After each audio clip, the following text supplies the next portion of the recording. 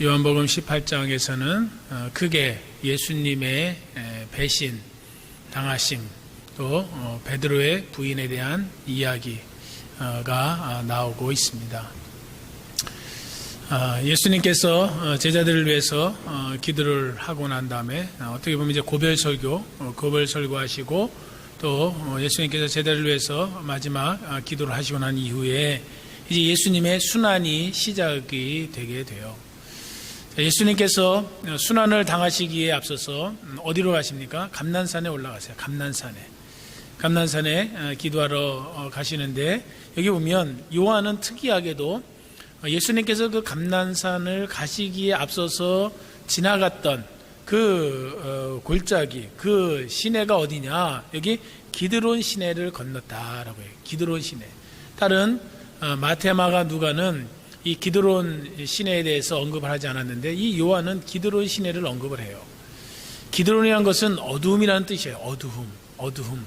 그래서 이 기드론 시내를 사람들이 왜 이 어두움의 강, 어두움의 시내라고 불렀느냐? 거기는 우기가 되면 검은 물이 흐르는 거예요. 그러니까 물이 혼탁해져서 아주 맑지 못하는 물이 흐르는, 썩은 그 물이 흐르는 곳이 바로 이 기드론이었어요. 바로 이 썩은, 이 생명이 살 수 없는 어둠의 그 권세가 있는 곳을 예수님이 지나서셔 지금 감난산에 기도하러 가시는 거예요. 감난산. 여기 보면 또 요한은 특이하게도 감난산이라고 안 하고 그냥 동산이라고 했어요. 동산. 에덴 동산을 떠오르게 하는 거예요. 이 어두움의 강을 건너서 새로운 그 아담의 이렇게 하나님께서 주셨던 그 에덴 동산, 그 새로운 하나님의 창조의 그 사역을 설명하기 위해서, 암시하기 위해서 이렇게 요한은 기드론 시내를 건너서 동산에 가셨다라고 표현하고 있어요. 예수님께서 이 땅에서 오셔서 이 어둠의 권세를 물리쳐 주시고 우리에게 영원한 생명을 주신 것, 참된 안식을 주시고 참된 은혜와 축복, 천국을 우리에게 허락해 주신 것을 보게 돼요. 자, 예수님께서 이렇게 감난산으로 가셨을 때에 예수님은 거기에 종종 제자들을 같이 데리고 가셨어요. 그래서 제자들은 그 감난산이라는 것은 예수님께서 예루살렘에 오시면 종종 기도하러 가시는 곳이라는 것을 다 알았어요. 바로 예수님께서 이렇게 감난산으로 가신 것은 바로 가룟 유다로 하여금 알게 하시기 위해서요. 가룟 유다로. 이제 여기서 우리가 이 18장에서 먼저 깨닫는 영적인 그 교훈이 있는데, 여러분, 예수님은 지금 모든 것을 다 아셨어요. 가룟 유다가 배신할 것도 아셨어요. 그죠? 예수님이 십자가에서 고난당하셔서 죽으실 것도 아셨어요. 그 아심에도 불구하고 하나님, 예수님께서 어떻게 하셨어요? 그대로 그 길을 걸어가신다는 거예요. 그 길을 걸어가시는 거예요. 우리 같으면은 그렇잖아요. 저 사람이 나를 나쁜 일을 행하려고 한다. 그런 계획을 누구로부터 듣게 되면 우리 조심하게 되고 피하게 되고 그것을 못하게 하려고 우리가 방어하게 되고 노력하게 되잖아요. 사람이라는 것은 그래요. 근데 예수님은 지금 자기 자신의 그 삶을 통해서 십자가의 이 사역을 통해서 하나님께 영광 돌리는 그 일을 완전하게 완수하시기 위해서는 무슨 길을 가셔야 되는 거예요? 이 죽음의 길, 이것을 친히 감당하셔야 되는 거예요. 그래서 아심에도 불구하고 그 자기 자신을 내어준다는 거예요. 여러분, 이 모든 것을 아시는 주님이 자기 자신을 내어주신 것처럼 여러분, 우리의 모든 삶도 주님이 다 아시는 거예요. 우리의 모든 것을 아시는 주님이 계시다는 것을 우리가 항상 기억해야 돼요.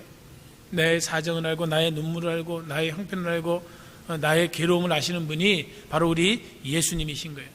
자, 예수님께서 이렇게 가룟 유다로 하여금 찾기 쉽게, 어떻게 보면 자기가 있는 곳을 찾는데 어려움이 없도록 잘 아는 곳으로 가셨어요. 자, 거기에서 이제 한 600명이나 되는 군사들이 같이 대제사장과 가룟 유다와 더불어서 예수님을 잡으러 와요. 너희가 어떤 일로 왔느냐? 누구를 찾느냐? 나사렛 예수다. 나사렛 예수를 찾으러 왔다 라고 했으나 내가 그니라. 내가 그니라. 너희들이 찾는 그 나사렛 예수가 나다. 내가 바로 그 하나님이다 라고 이야기를 하고 있는 거예요. 내가 그니라. I am who I am이에요. 예수님께서 지금 자기 자신을 스스로 내가 하나님이라는 것을 고백하고 계세요. 여기 내가 그니라. I am who I am. 모세가 하나님께 하나님 내가 이스라엘 백성들 앞에 와서 누가 보냈냐고 물어보면 어떻게 대답합니까? 나는 스스로 있는 자다. 그 대답이 뭐예요? I am who I am이에요. 바로 예수님이 그런 거예요. 에고 에이미. 헬라야. 에고 에이미. I am who I am. 내가 그다. 바로 내가 그 하나님이라. 이 내가 그리라고 하는 말 앞에 여러분 이 600명이나 되는 군사들이 어떻게 해요? 땅에 엎드려 절을 하잖아요. 예수님을 찾으러 왔어요. 나사렛 예수가 누구냐 물어봤어요. 내가 그 사람이다. 내가 그 하나님이다 라고 했을 때 이 군인들이 600명이나 되는 군인들이 그 자리에 엎드려서 예수님께 절을 했다는 거예요. 예수님의 그 권위 앞에 무릎을 꿇게 된 것을 보게 돼요. 그 사람들이 다시 물어요. 나사렛 예수가 누구냐? 내가 그다 라고 해서 예수님께서 잡혀가실 때에 베드로가 이게 이제 두 번째 우리가 이 아침에 잠깐 살펴볼 영적인 진리인데요. 베드로가 칼을 뽑아서 대제사장의 종 말고의 귀를 자르게 되죠. 그때 예수님께서 다시 그 귀를 주워다가 붙여주세요. 그러면서 칼로 든 자는 칼로 망하게 될 것이다. 그렇게 얘기하죠. 칼을 다시 집어넣어라. 그러고 나서 예수님께서는 뭐예요? 내게 이 주신 잔을 나는 감당해야 된다 라고 이야기를 하고 있어요. 여러분 여기에서 예수님께서 제자들을 향해서 여러분 이 순간에 제자들도 같이 있었어요. 제자들에게 가르쳐준 거, 우리가 나를 대항하고 나를 핍박하고 나를 향해서 험한 나쁜 일을 행하는 그 사람들 향해서 우리가 감정적으로 폭력적으로 그것을 대항해서는 안 된다. 그래서 기독교는 여러분 지금 예수님이 고난당하는 이 순간을 지금 계속해서 제자들이 목격하면서 예수님이 어떻게 자기 자신을 해하는 자들을 행하셨는지를 봤어요. 그죠? 그러면서 초대교회 교인들은 어떠한 환난, 세상 사람들로부터 어떠한 환난과 핍박을 당해도 그들을 향해서 절대로 대항하지 않았어요. 내 자기 자신을 사자밥 속에 던져주면 그냥 죽임을 당했어요. 선교를 당해서 순교를 당했어요. 폭력으로 대항하지 않았어요. 그냥 있는 그대로 나를 해하는 그대로 자기 온몸으로 다 그것을 받아줬어요. 그래서 313년 만에 어떻게 해서 기독교가 정식 종교로 채택을 받게 되는 거예요. 비폭력이죠. 여러분 우리 성도들은 그것을 알아야 돼요. 이 땅에서 우리가 당하는 환난이 있어요. 이 땅에서 당하는 모욕이 있고 괴로움이 있어요. 나를 해하려고 하고 나를 괴롭히는 자들을 향해서 우리는 어떻게 해요? 원수를 갚으려고 하는 그 마음을 갖고 싶은 것이 얼마나 우리들이 많아요. 그러나 원수 갚는 것이 누구의 손에 있다? 하나님의 손에 있다. 바울의 고백처럼 우리 성도는 여러분 절대로 하나님께 모든 것을 다 맡기고 하나님께 모든 짐을 내려놓고 나아가야 돼요. 그래서 나를 향해서 괴롭히고 공고하게 하고 나를 모함하고 나를 힘든 자들을 향해서 우리는 그들을 향해서 사랑하고 기도하고 하나님께 모든 것을 맡길 수 있는 그 심령을 우리가 가져야 돼요. 지금 혹시 우리의 마음속에 나를 힘들게 하고 나를 괴롭히는 그 상황, 그 사람들이 있으면 여러분 거기에 원망하고 거기를 향해서 대항하려고 하고 어떻게든지 원수 갚으려고 하는 그런 생각들 다 버리고 우리 하나님께 모든 것을 다 내려놓고 맡기고 정말 하나님의 그 행하심을 믿고 공의로 심판하시는 그 하나님을 믿고 나아가는 믿음의 사람이 되기를 간절히 소원드립니다. 자, 이렇게 우리의 모든 것을 아시는 주님, 그러니까 지금도 우리를 모든 것을 아시는 그 주님이 있다는 거, 그리고 주님은 자기를 향해서 해하는 자들을 향해서 절대로 폭력으로 대항하지 않으셨다는 거예요. 사랑으로 대하셨다는 거, 이것을 우리가 이 아침에 묵상하기를 원해요. 자, 그리고 난 다음에 결국은 예수님께서 잡히세요. 여러분, 잡히시면서 예수님이 한 가지 부탁하신 그 사실이 있어요. 그 부탁하신 그 사실이 뭐예요? 내 사람들, 여기서 내 사람, 내 제자들을 뭐예요? 가게 내버려 달라, 놓아달라고 부탁해요. 얼마나 예수님이 제자들을 사랑하시는지 우리가 알게 되죠. 예수님께서 사람들에게 내 사람은 한 사람도 다쳐서는 안 된다. 내게 속한 자, 그 어떤 자도 잃어버리지 않는 것이 하나님의 뜻이다. 그렇기 때문에 내 제자들 하나도 잃어버리지 않기를 원하니까 그들을 내보내달라, 보내달라라고 예수님이 부탁하세요. 여러분, 이렇게 자기 자신이 고난당하고 지금 잡혀가는 그 순간에까지도 누구를 고민하고 걱정하고 있었어요? 제자들을 고민하고 걱정하고 있었다는 거예요. 이 예수님이 저와 여러분을 갖다가 외면하시겠냐고요. 이 예수님이 오늘도 우리를 돌봐주시고 계시고, 이 예수님이 우리를 향한 그 사랑 변함없이 베풀어 주고 계신 줄 믿습니다. 얼마나 우리에게 감사해요. 지금 예수님도 얼마나 힘드시겠어요. 여러분 보세요. 예수님 모든 것을 아셨다고 그랬어요. 저 사람이 나를 배신할 걸 알고 나를 내어줄 것을 아는데, 그럼에도 불구하고 예수님께서는 어떻게 해요? 그를 사랑하신다는 거.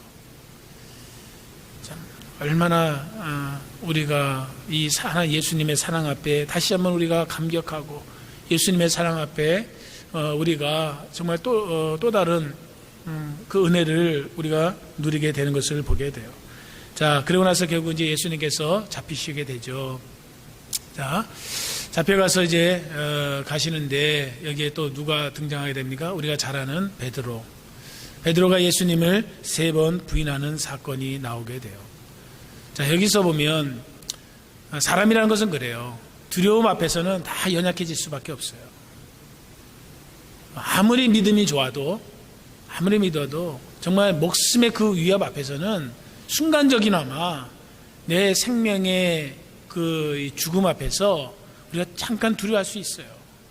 모든 사람이 그렇잖아요. 내 안에 정말 질병이 찾아오게 되면 다 힘든 거예요.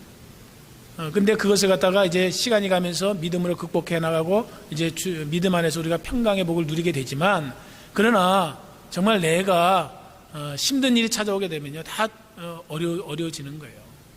지금 베드로가 자기 자신이 그 자리에서 예수님을 아는, 예수님의 제자라는 것을 인정했을 때 지금 분위기상 자기 자신도 어떻게 될지 모르는 그 상황이라는 것을 알았기 때문에 부인하게 돼요. 우리 자신들이 그랬기 때문에 항상 나도 두려움 앞에서, 내게 어떠한 두려움이 나를 찾아올지 모르지만 그 두려움 앞에서 나도 연약해질 수밖에 없는 인간이라는 것을 우리가 먼저 알아야 돼요. 자, 그 두려움 앞에서 베드로가 지금 부인하게 되죠. 이 사실도 여러분 예수님은 아셨어요. 그 예수님이 정말 베드로가 부인하는 그것도 아시고 계셨단 말이에요. 그럼에도 불구하고 예수님은 어떻게 해요? 베드로를 사랑해 주셨어요. 부활하시고 난 다음에 이 베드로를 찾아가셨어요. 그리고 내 양을 먹이라고 부탁하시는 것을 보게 돼요. 저희들이 믿음 생활에서 실패하고 믿음 생활에서 하나님이 보실 때에 안타까운 일을 행할 수 있지만, 그러나 하나님은 우리를 향해서 여전히 사랑하고 계시고 우리를 붙잡고 계시고 우리도 하여금 다시 일어서서 하나님의 그 사역을 감당하기를 원하고 계시다는 거. 여러분, 지금 믿음의 연약한 자리에 있어서 여러분 좌절하지 말고 포기하지 말고 더 이 자리에서 일어나서 하나님께 가까이 나가고 하나님이 주신 사역을 감당할 수 있기를 간절히 소원드립니다. 여러분, 지금 예수님이 고난받고 순환받는 이 과정 속에서 보면 예수님 홀로, 예수님만 지금 고난받는 것이 아니었어요. 주변에 있는 사람들이 다 같이 어려움을 겪고 있는데 그 모든 것을 예수님은요 다 품으시고 그것을 막아주시고 그 상황을 이해해 주시고, 그러면서 모든 짐을 다 짊어지고 가시는 거예요. 지금 모든 짐을 다 짊어지고 가시는 그 예수님. 이 예수님이 우리를 위해서 죽으셨다는 것, 이 예수님이 여전히 우리를 사랑하고 계시다는 것, 이 예수님이 십자가, 내일 이제 십자가에서 피 흘려서 모든 물과 피를 다 쏟아서 자기 자신을 내어주시게 돼요. 이 예수님의 사랑이 다시 한번 우리의 심령에 불릿듯 일어나기를 간절히 소원드립니다. 오늘 하루도 이 예수님, 나를 향한 그 예수님의 사랑을 묵상하면서 다시 한번 힘을 얻고 용기를 얻고 주님으로 주시는 그 힘으로 말미암아 믿음의 삶에서 승리하는 믿음의 성도들 되기를 간절히 소원드립니다.